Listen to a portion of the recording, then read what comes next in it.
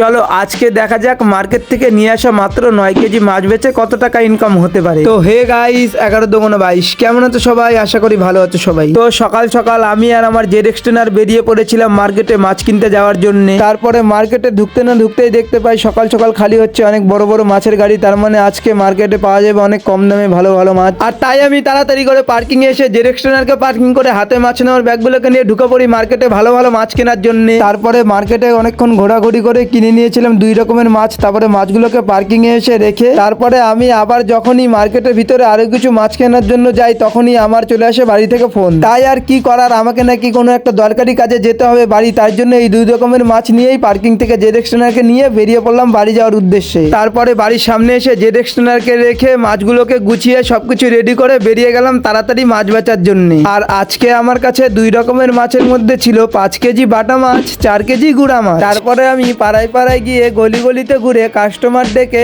মাছগুলোকে শেষ করে তোমাদেরকে শর্টকাটে ভিডিও দেখিয়ে চলে আসি বাড়ি। কারণ আজকে আমাকে একটা দরকারি কাজে এক জায়গায় যেতে হবে তাড়াতাড়ি। আর আজকে আমি 9 কেজি মাছ বেচে ইনকাম করেছিলাম 330 টাকা।